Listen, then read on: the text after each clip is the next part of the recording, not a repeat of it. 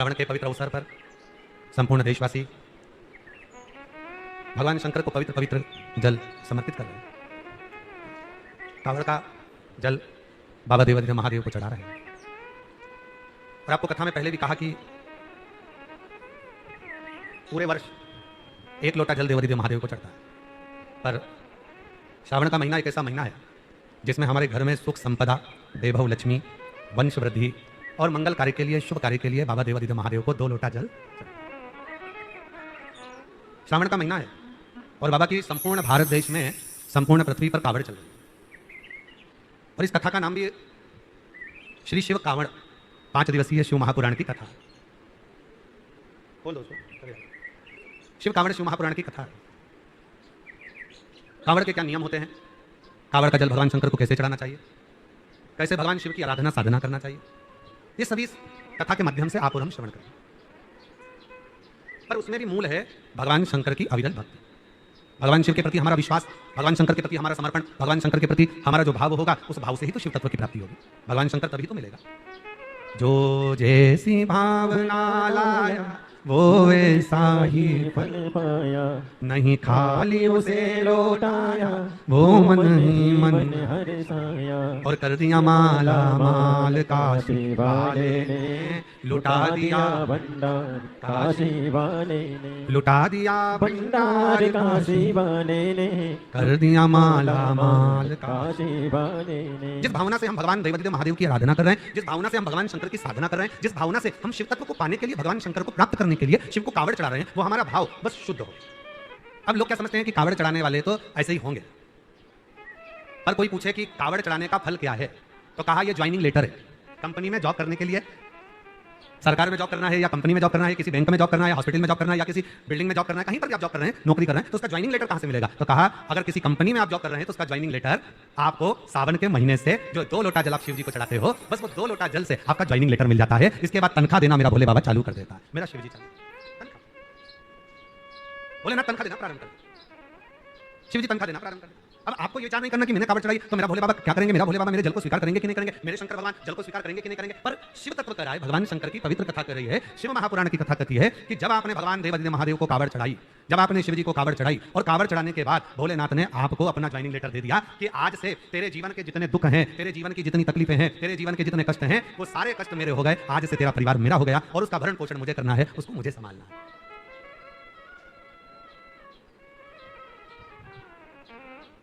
हम तो बाबा के भरोसे चलते हैं, हम तो बाबा के भरोसे चलते हैं। ये दुनिया हरिद्वार जा रहे हो, नीलकंठ पर कावड़ चढ़ा रहे हो, आप काशी जा रहे हो, गंगा जी का जल भरकर कावड़ चढ़ा रहे हो, आप देवघर जा रहे हो, जल भरकर कावड़ चढ़ा रहे हो, आप महाकालेश्वर जा रहे हो, छिपरा का जल भरकर, नर्मदा जी का जल भरकर कावड़ चढ़ा रहे हो, आप ओमकारेश्वर जा रहे हो, वहां जल भरकर चढ़ा रहे हो, आप सीहोर आ रहे हो, मां सीवन का जल भरकर कावड़ चढ़ा रहे हो।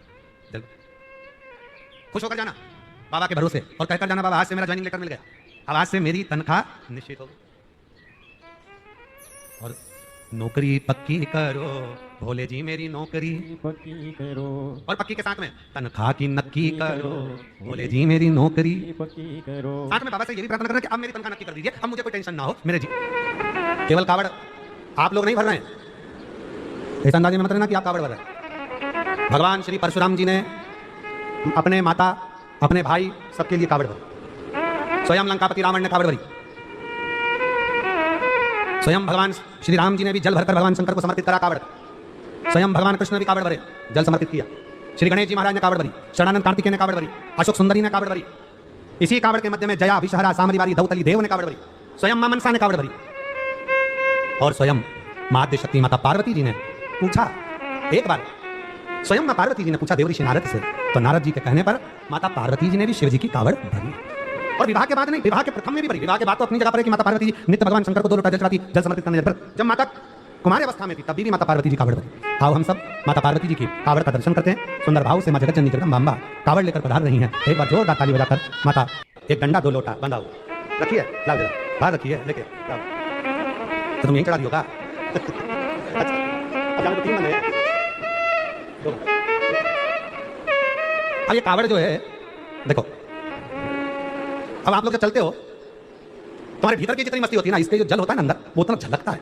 और कभी कभी देखना चलने में तुम तो ठीक से चल रहे हो, सीधे सीधे चल रहे हो, पर पीछे का लोटा आगे का लोटा अपने आप ऐसा हिल रहा है जैसे गंगा मैया सिर की जगह लोटे में आकर विराजमान हो गई है। और कभी कभी तुमको ऐसा लगेगा कि मैं थक गई हूं तो भी गंगा मैया पीछे से ऐसी हिलेगी, ऐसा जल हिलेगा कि वो चलने में बोल बम वो चले जाए। जितने कावड़ भरने वाले, जितने कावड़ के यात्री हैं, जितने कावड़ के यात्री, वो सब अनुभव करना। तुम जब कावड़ करने जाओ तब अनुभव करना, तुम चल रही हो, सीधी चल रही हो, आराम से चल रही हो, पर पीछे का और आगे का जो लोटा, कई लोग कहते हैं इस पे जंप नहीं, आप उसकी मस्ती, वो तो बांस है, बांबू है, तुम्हारे हाथ से बंधा हुआ है, पकड़ा हुआ है, और इतना लंबा भी बांस नहीं है कि झोल खाएगा और हिलेगा। ये इतना सा छोटा सा तो नबने से नहीं नबरा तो क्या तुम्हारे कंधे से नबेगा, फिर भी वो झोल रहा है, फिर भी मस्ती है। मुझे मेरी मस्ती कहाँ लेके आई, क्यों? तो कहा जो हमारा हृदय है वो जल के रूप में आ गया। जब शिव जी को जल चढ़ाया जाता है, हमारे हृदय का भाव हमारे बाबा से कहा जाता है, बाबा, ओ बाबा, ये मेरा मन, मेरा दिल, मेरा चित्त मैं आपको समर्पित करने आया। ये कावड़ नहीं है, ये मेरा दिल है, मेरा हृदय है, मेरा मन, मैं तुझे दूं। बोल बम का नारा है, सारी समस्या का हल एक लोटा जल। श्री शिवाय, श्री शिवाय, श्री शिवाय।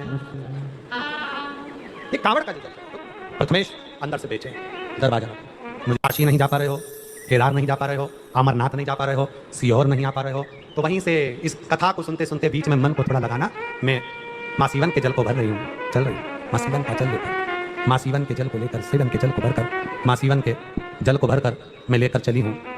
चलते चलते चलते चलते मैं कबरेश्वर धाम पहुँची हूँ और मैं देवादिदेव महादेव कंकर शंकर को अपना जल समर्पित कर रही हूँ। कामना भी मन से करो, मेरी ये कामना से मैंने बाबा की कावड़ भरी है, मैंने ये काम अब ना रोको। चातुर्मास, 4 महीने के चातुर्मास का मतलब है इन 4 महीने में तुम अगर एक दिन भी भगवान शंकर को एक लोटा जल चढ़ाते हो, चातुर्मास में से 4 महीने में से एक दिन भी अगर शिव का भजन कर रहे हो, मंत्र जाप कर रहे हो, राम नाम, कृष्ण नाम, शिव नाम, कोई भी जप आप कर रहे हो, तो उसका फल 4 महीने में 4 गुना और 4 गुने से भी ज्यादा हमको प्राप्त हो जाता है। हजारों गुना फल प्राप्त हो।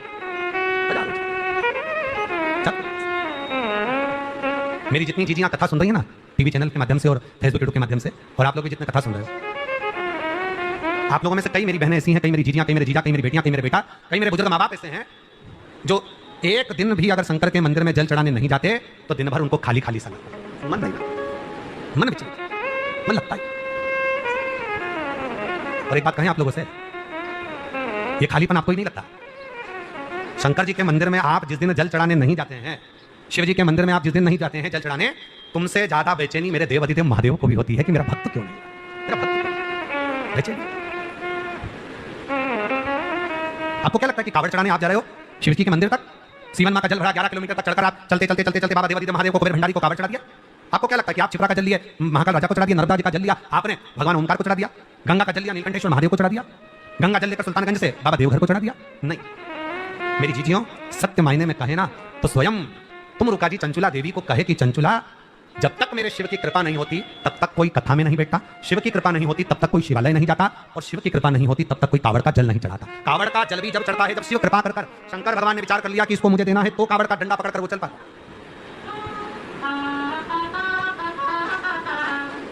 के सारे कष्टों को मिटा सकते। क्या क्या चीज में? मिट्टी में, मानव में और मंत्र, वो बल मिट्टी में बले। पार्थिव शिवलिंग का निर्माण करा आपने, पूजन करना प्रारंभ करा आपने, यहां तक स्कंद पुराण कहती है, शिव पुराण कहती है, जब हम दोनों हाथों से भगवान शंकर के पार्थिव शिवलिंग का निर्माण करते हैं तो अपने हाथ की संपूर्ण रेखाओं को सुधार, संपूर्ण हम सुधार।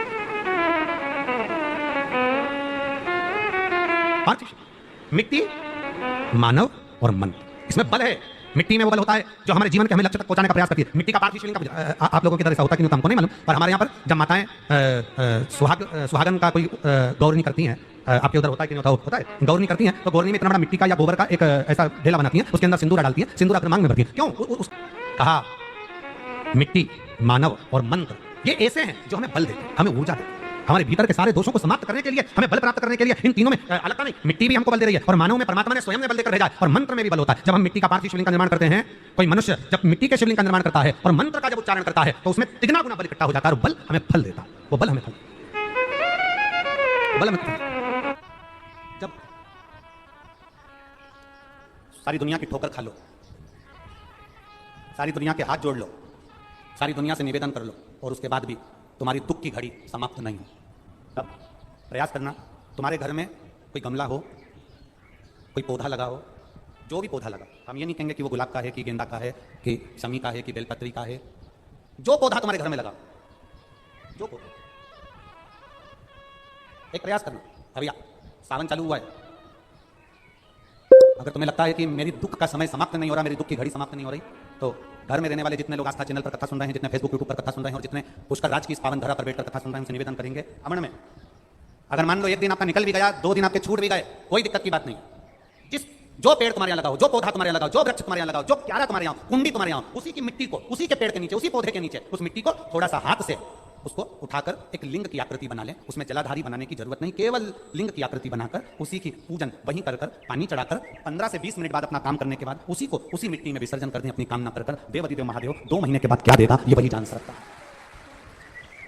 वो क्या प्रदान करेगा ये उसके ऊपर। देख लिया हमने, बहुत बहुत प्रयास कर देख लिया, सारी दुनिया का हमने प्रयोग कर देख लिया। इनसे भी पूछा, उन्होंने कहा वास्त्रोमीटर बना दो, वास्तुशास्त्री ने कहा ये बना दो, ज्योतिषाचार्य ने कहा ये बना दो, उन्होंने कहा ये बना दो, उन्होंने कहा वो बना दो। हमने दुनिया का काम कर देख लिया, हाथों की अंगूठियां बदल कर देख ली, नथ आभूषण बदल कर देख लिए, सोने की दिशा बदल कर देख ली, सीढ़ियों की दिशा बदल कर देख ली। अब जब सारी दिशा बदल कर देख ली, सारा काम कर देख लिया, उसके बाद भी अगर हमारी ग्रह दशा नहीं सुधरे, हमने सबके दरवाजे जाकर देख लिया, देवी देवता उनके भी धोख धोख के देख लिया, और जब भी अगर हमारी दशा ना सुधरे तो फिर कहीं मत जाना, महादेव के चरणों में जाकर बस उसकी आराधना में लग जाना, फिर वो संभाल लेगा उसके ऊपर। अरे देख लिया संसार हमने देख लिया, सब मतलब के यार हमने देख लिया। अभी गुरु पूर्णिमा की कथा में हमने एक बात कही थी, हमने देख लिया। अभी गुरु पूर्णिमा की कथा में हमने एक बात कही थी, घर में शादी होती है, घर में विवाह होता है, घर में फंक्शन होता है, घर में जन्मदिन मनाया जाता है, घर में शादी की सालगिरह मनाई जाती है, घर में मकान का मुहूर्त करा जाता है, घर में किटी पार्टी करी जाती है, घर में जब शुभ अच्छे कार्य होते हैं, शादी होती है, तो जितने रिश्तेदार होते हैं वो आगे बढ़ बढ़कर काम करते हैं। बोलो करते कि नहीं करते? शादी में दूल्हा घोड़ी पर चढ़कर जाता है, सारे रिश्तेदार आगे आगे नाचते हैं। शादी में दूल्हे के आगे सारे रिश्तेदार चलते हैं, फंक्शन में अच्छे कार्य में सारे रिश्तेदार आगे आगे बढ़कर काम करते हैं। पर परिवार में अगर कोई मर जाता है तो जितने रिश्तेदार होते हैं वो अर्थी के आगे नहीं चलते, अर्थी के पीछे चलते हैं। मतलब ये हमारा व्यवहारिक जीवन कहता है कि सुख के समय पर तुम्हारे सब आगे हैं, और जैसे ही तुम्हारी जिंदगी में दुख आया, सब आगे हैं, और जैसे ही तुम्हारी जिंदगी में दुख आया तो सब पीछा छोड़कर पीछे चले जाते हैं, आगे तुम्हारे कोई नहीं रहता। दुख की घड़ी में सब पीछे, सुख की घड़ी में सब। मुर्दे को लेकर जाते हैं, राम नाम सत्य कहते कहते कहते कहते शमशान में ले जाकर अकेला छोड़। अब जरा विचार करिएगा, शादी होती है तो दूल्हे को अकेला नहीं छोड़ते। तुम्हारे राजस्थान में छोड़ते हो तो बात दूसरी, हमारे मालवा में तो नहीं छोड़ते, मध्य प्रदेश में दूल्हे को अकेला नहीं छोड़ते, क्योंकि हल्दी लगी होती है तो कहते अकेला मत जाना, अकेला मत रहना, हे बना हे बनी अकेली नहीं रहे। दूल्हा दुल्हन को अकेला नहीं छोड़ते, केवल मरने के बाद मुर्दे को अकेला छोड़ कर आ जाते हैं। उसका केवल एक कारण है, सुख का जो समय होता है सब तुम्हारे साथ होते हैं, और दुख का समय मुर्दे को भी अकेला छोड़ कर आते हैं। उस समय कोई नहीं रहता, क्योंकि पूरे परिवार को मालूम है कि दुख की घड़ी में कोई खड़ा नहीं होगा, शमशान में केवल एक ही रहता है, और वो देव अधिदेव महादेव रहता है। वो संभालेगा, कोई दूसरा संभालने वाला होता ही नहीं। कौन संभालेगा आप? जितने लोग कुबेरेश्वर धाम पर आते हैं हम उनसे कहते हैं कभी भी यहाँ पर आकर ये मत कहना कि मेरी गाड़ी मेरा बंगला मेरी जमीन मेरी जायदाद। यहाँ तो झोली भी अगर खाली लाओ, 25 साल 30 साल 40 साल भी अगर शादी को हो गए और औलाद नहीं हुई है तो उसके दरवाजे पर जाकर कहना, कथा सुनते सुनते उसके 7 दिन की कथा में कंकर शंकर का स्पर्श रोज कर अपने गर्भ को लगाते हुए कहना, तेरी कथा सुन रही हूँ, मैंने सुना है तो सबकी गोदी भर देता है, मेरी शादी को 30 साल हो गए, झोली तो तू ही भरेगा, मुझे विश्वास है, खाली नहीं लौटाएगा। और वो देकर ही भेजता है, देकर ही भेजता है, खाली नहीं भेजता। आप उसके सहारे जीना चालू करो, वो साथ ले। हम अभी तक अपने भ्रम में जी रहे हैं कि ये मेरा है, मेरे रिश्तेदार, मेरे नातेदार, मेरे कुटुंब, मेरा कबीला, मेरे अपने मुझे संभाल लेंगे। सब व्यर्थ की बात है, कोई किसी को नहीं